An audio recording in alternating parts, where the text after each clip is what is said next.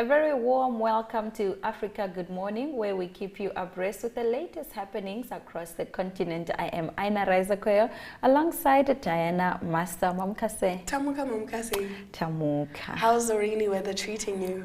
You know, today when I decided to rock my natural hair, it decided to rain. So I'm partially excited, but also like my worried hair. And stressed about your hair. I'm stressed because I would have to go put my hair in rollers again or braid or do something else. But tomorrow I can't rock this hairstyle again. Tomorrow you can, because according to the weather predictions, it's going to be sunny tomorrow. But we will get into the weather predictions later on in the show. Keeping with what you can expect in today's broadcast, burnt body in Thabo Bester's cell found. 21 bodies exhumed in Kenya cult probe. This is according to police sources.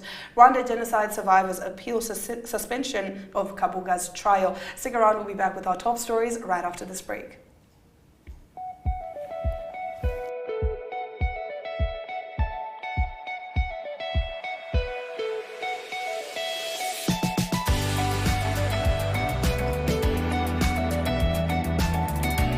To another exciting episode of Irongo Top. Pleased to hear en vertel ook vir julle waar die vis julle moontlik kan byt.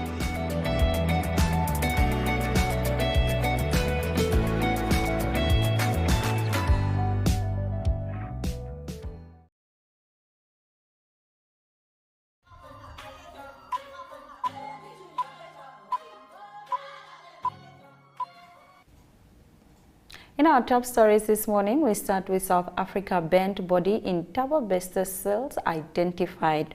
Now, South African Police Service has confirmed that the charred body found in cell 35 at Mangaung Correctional Center has been identified. The body in question is believed to have been used in the escape of murderer and rapist Thabo Bester. Bester was recently rearrested in Tanzania.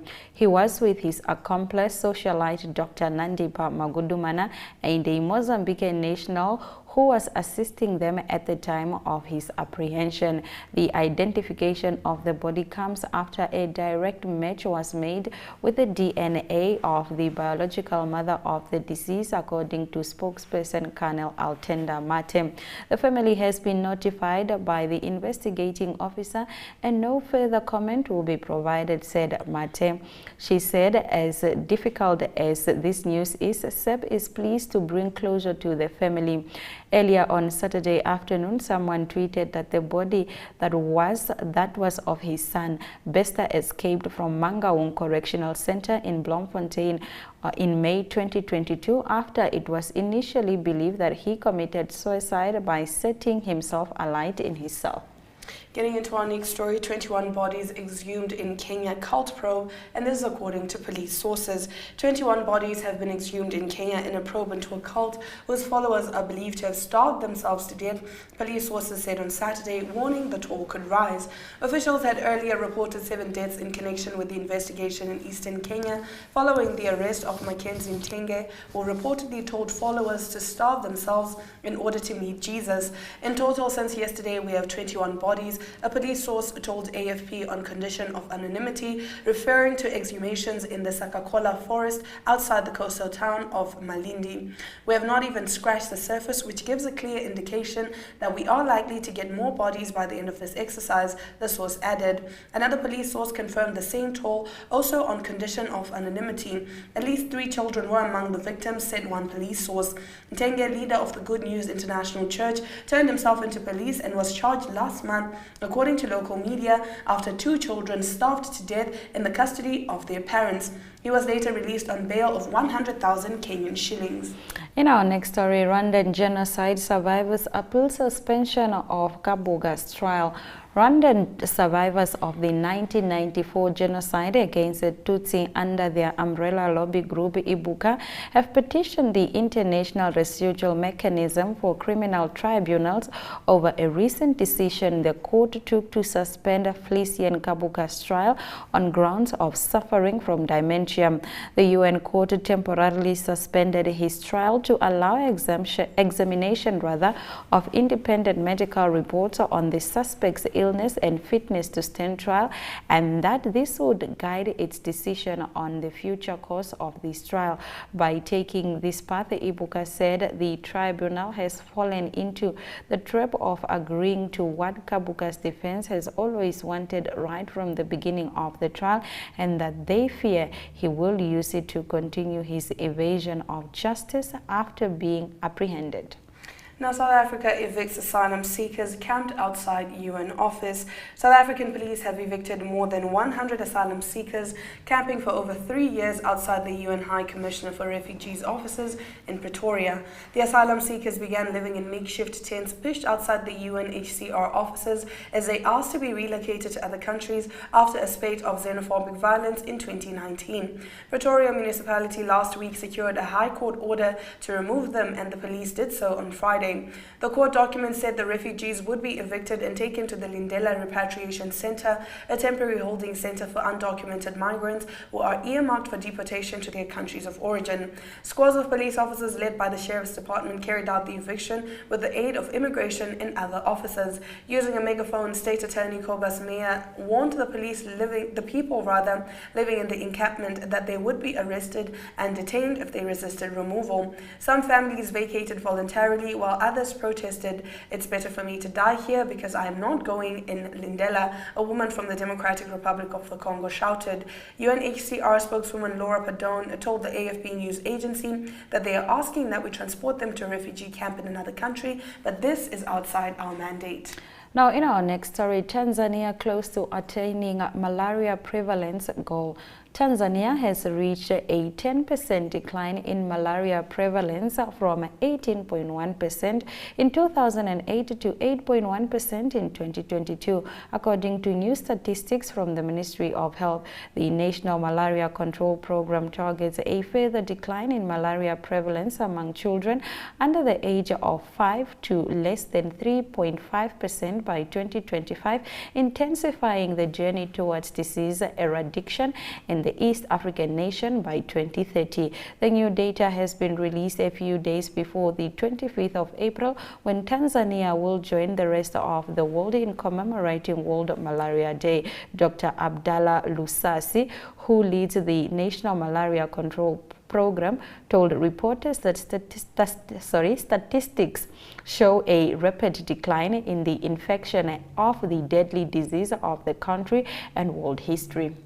And now bringing us to the end of our top stories, Uganda's President Museveni refuses to sign anti-LGBTQ bill. President Yoweri Museveni of Uganda has refused to sign into law a controversial new bill against homosexuality that prescribes the death penalty in some cases, requesting that it should be amended. Museveni's decision was announced late on Thursday after a meeting of parliamentarians in his ruling party, almost all of whom support the bill approved by lawmakers last month. The meeting resolved to return the bill to the National Assembly with proposals for its improvement, a statement said. A spokesman for the presidency said Museveni was not opposed to the punishments proposed in the bill, but wanted parliamentarians to look into the issue of rehabilitation. Museveni told the members that he had no objections to the punishments, but on the issue of rehabilitation of the persons who have in the past been engaged in homosexuality but would like to live normal lives again. Spokesman Sandowa Lusimbi said on Twitter, it was agreed that the bill goes back to Parliament for the issues of rehabilitation to be looked at before he can sign it into law, Walusimbi added. After the break, we take a trip to Zimbabwe, where Talen Gore has the news on the ground. Discover the breathtaking beauty of Namibia with Tourismus, a captivating program that uncovers the country's diverse landscapes, wildlife, and cultural experiences. Featuring insightful interviews with tourism experts, each episode takes you on a mesmerizing journey, exploring Namibia's majestic sand dunes, vibrant wildlife, and unique attractions. Watch Tourismus on NTV, Saturdays at 20:30 in German, and Sundays at 6 p.m. in English, for a heartwarming and unforgettable adventure.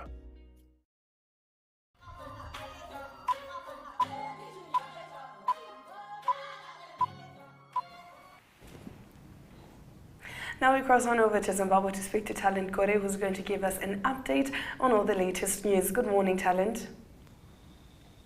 Good morning, Diana. How are you doing this morning?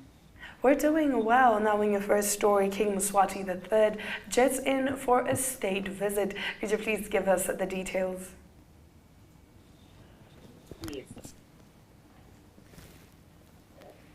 swatted as for an official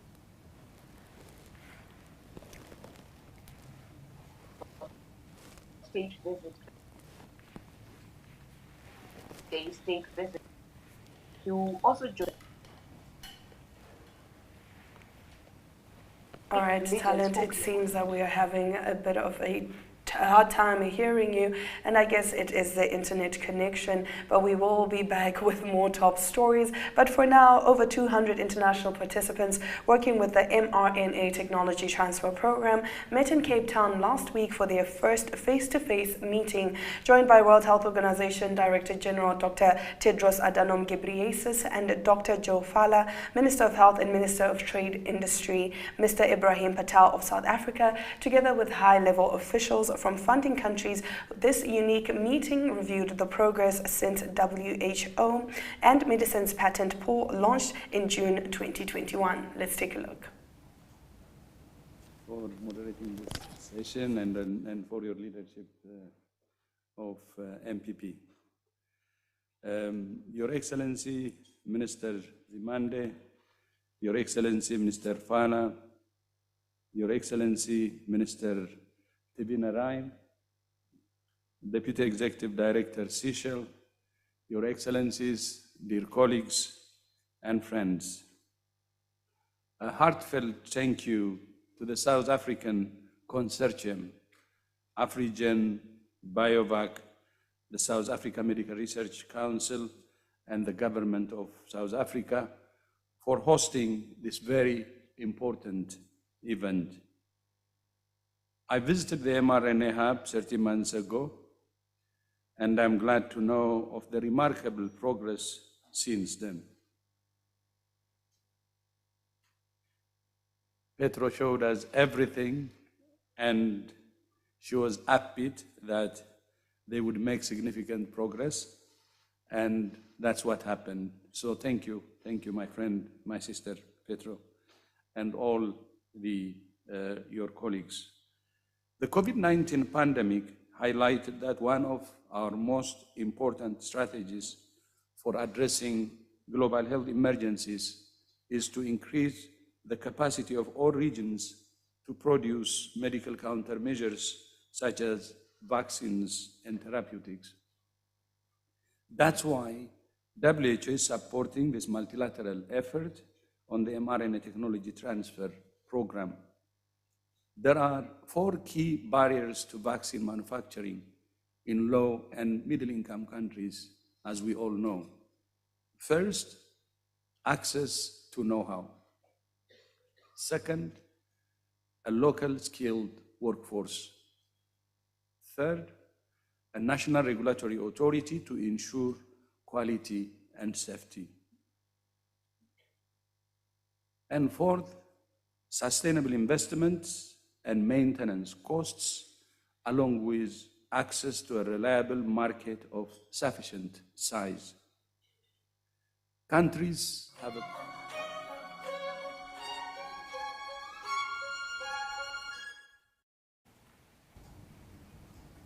Let's have a look at the weather predictions for today around Southern Africa.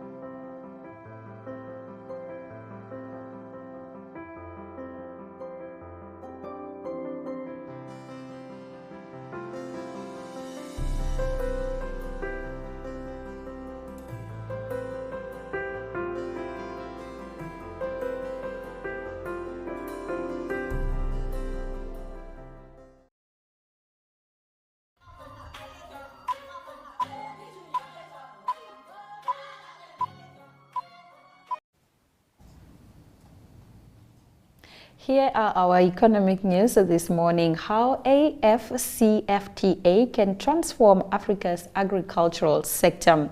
Agro-processing has important implications for economic growth, food security, job creation, and poverty reduction in Africa, according to a recent report by the World Economic Forum. The WEF says in a report that the key role that agriculture plays in the continent's economy is set to grow in strength and size under the African Continental Free Trade Area, which was adopted in February 2021, dubbed AfCFTA, a new era for global business and investment in Africa. The Insight report was released in January 2023. According to the report, while African countries have accelerated their focus on agro-processing as a result of food insecurity caused by the trade disruption from global shock, AfCFTA is important in transforming economies from their current dependence on export of raw materials, which has less benefit to the country's economies. Furthermore, the report says that as much as 80% of food production on the continent was produced by smaller farmers who always produce low yields. Moving over to Mozambique, CPMZ to expand fuel pipeline capacity. Mozambique is working to expand its logistical capacity for transporting fuel to meet the growing demand by the hinterland countries such as Zambia, Zimbabwe, the Democratic Republic of Congo, and Malawi.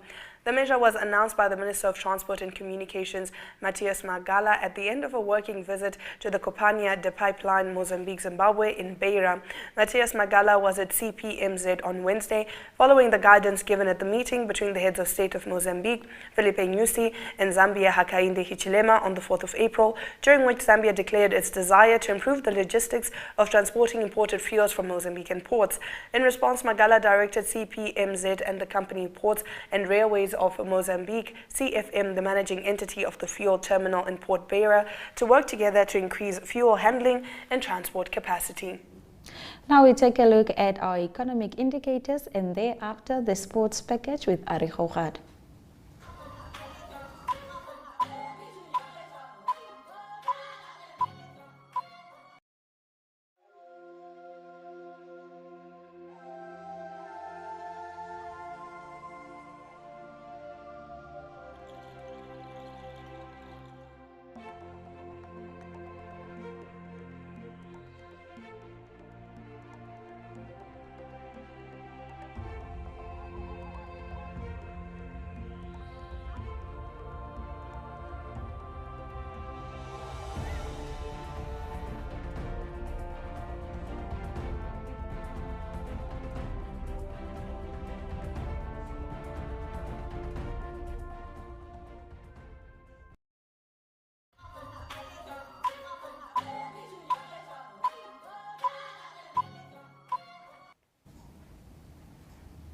Now, in the English Premier League, Wednesday promises to be an exciting time as Manchester City take on Arsenal. Here to give us an update on all the latest sports, Ari Hogad. Good morning, Ari. Yes, very good morning, Diana and Aina. Yes, a busy sport weekend it was indeed. You mentioned football there, the soccer. English Premier League, it is all to play for in a way. It's not a final, but it's got a big say in what's going to happen in the league. It is on Wednesday. It is Manchester City playing Arsenal. Why it is important? Because Arsenal dropped points again over the weekend. They drew 3-3 to Southampton. They actually scored 2 late goals to make it 3-3. Maybe an important 1 point in the end, but they on 75 points at the moment after 32 games and 70 points after 30 games for Manchester City. They've got 2 games in hand, so it will lead up to who wins on Wednesday, who's going to lead or might go into the lead for the English Premier League. Other result quickly from the English Premier League for that happened yesterday. It was Newcastle that played against Wolverhampton. Sorry, it was let's go to the Leicester City that played against Wolverhampton, and it was Leicester City with a good win there, 2-1 that they won. So a great result for them. And in the FA Cup, that's also very important. It was over the weekend, a big tournament competition in English football. It is also a big game coming up. Manchester City will play Manchester United, a massive win For Manchester United last night, they played against Brighton. They won on penalties, 7-6 on penalties in the end. So they proved to the final to play Manchester City in the FA Cup final. That's a big one coming up only on the 3rd of June. So that's something to look forward to. Going on to some rugby news, the quarterfinals have been determined of the United Rugby Championship. That's after the last round-robin games completed over the weekend. It's 3 teams from South Africa. Crew Stormers, they will play a home game against the Bulls in the quarterfinal, a massive repeat of the final of last year. The Stormers beat Benetton by 38-22. The Bulls a good win out against Leicester, 62 points to 7, and the Sharks disappointing draw 22-all against Munster. So that means the Bulls play the Stormers in Cape Town. It's also the Sharks needs to travel to Leinster, and the other 2 Glasgow Warriors play against Munster, and Ulster play against Connaught. On to tennis news, 2 big tournaments on the ATP and the WTA, men's and women's. That is Carlos Alcaraz. He's the winner of the Barcelona Open. It went according to seedings. He's the number 1 seed in Barcelona Open. He beat number 2 seed Stefanos Tsitsipas by 6-3 and 6-4. Also in the women's WTA, that's the 2 finalists. That's Iga Swiatek on the right in the blue. She's the winner. She's number 1 seed. Also according to seedings, played against number 2 seed Aryna Sabalenka. A good win for Iga Swiatek, 6-4, 6-4. I watched some of that game. It's really high quality tennis on clay. Good to see the quality leading up to the French Open coming up soon. And to conclude, it was golf. It was the first women's major of the year, and it is Lilia Vu of the USA. She won the Chevron Championship. That's the first of 5 majors on the women's calendar in a playoff against Angel Yin. She's also from the USA. Nelly Korda just 1 shot back in 3rd position. That was the Chevron Championship. Southern African interest. It was Ashley Buhai tied for 18th on 2 under par. And that's the golf news for today. That's the sports news for today. Hope you have a great Monday and a great sport week. And we look forward to that big one on Wednesday. And especially, Diana, going to be a bit stressful for you with Ashwin reminding you about who's leading. But have a good week, and we talk again.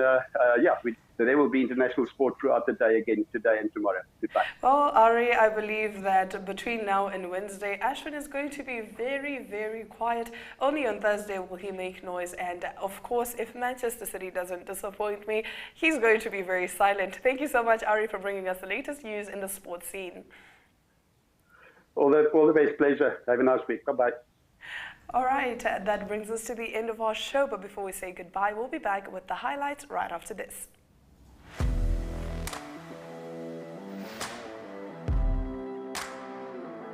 Hello and welcome to today's Sports Rep Show. I am your host, Jesse Jackson Kauraifa.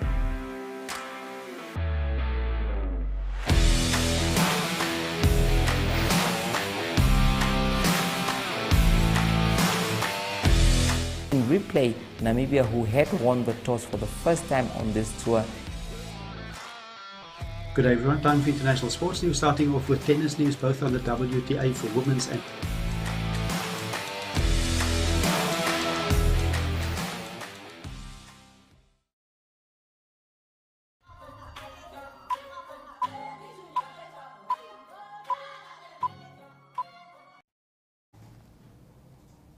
You're watching Africa Good Morning. If you're just joining us, here are the news highlights. 21 bodies exhumed in Kenya cult probe, according to police sources. Rwanda genocide survivors appeal suspension of Kabuga's trial. How AfCFTA can transform Africa's agricultural sector.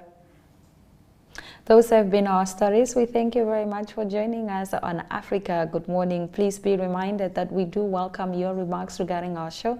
You can post them on our Twitter and Facebook pages. Also, remember that this show is on DSTV channel 285 as well as GoTV channel 25. On that note, it's all our love, all our light, and a very beautiful Monday ahead.